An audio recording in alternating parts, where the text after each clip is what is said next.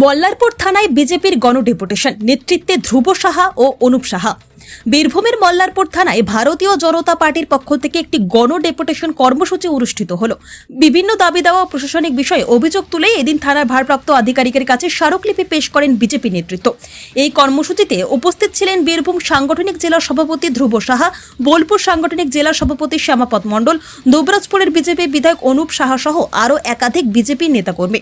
স্থানীয় প্রশাসনের প্রতি তীব্র ক্ষোভ প্রকাশ করে নেতৃত্ব। জনস্বার্থে প্রশাসন যেন অবিলম্বে পদক্ষেপ গ্রহণ করে সেই দাবি জানানো হয় বিজেপির পক্ষ থেকে। পুলিশ প্রশাসন স্মারকলিপি গ্রহণ করেছে বলে জানা গেছে। শান্তিপূর্ণভাবে শেষ হয় এই কর্মসূচি। মল্লারপুর থেকে অঞ্জন দাসের রিপোর্ট, তারাপীঠ টিভি। আজকে আমাদের মল্লারপুর থানাতে 9 দফা দাবি নিয়ে একটা গণডেপুটেশন ছিল।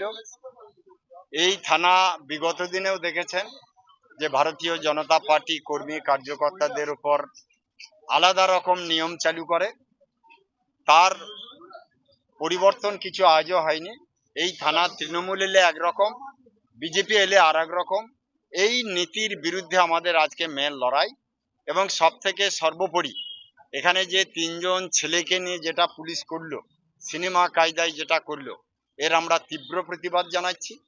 কতটুকু অন্যায় কতটুকু ন্যায় এটা দেখতে গিয়ে পুলিশ যেটা করেছে সেটা খুব অন্যায় করেছে, ঠিক করেনি। 3টে অল্প বয়সী ছেলে, তাদের বিরুদ্ধে ডাকাতির কেস দিল। আমি বলছি ডাকাত ওরা নয়।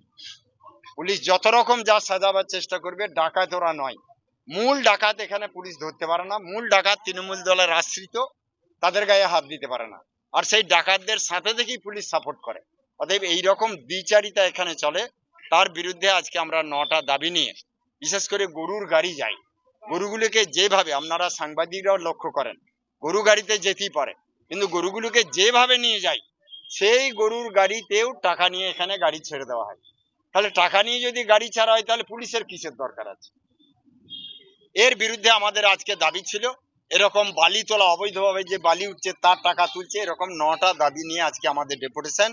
প্রশাসনকে আমরা প্রথম ডেপুটেশন নিয়ে বলেছি যে এর যদি পরিবর্তন না হয় তাহলে আগামী দিনে কি রকম আন্দোলন হবে সেটা আজ বলে গেলাম না, পরে বুঝে নেবে।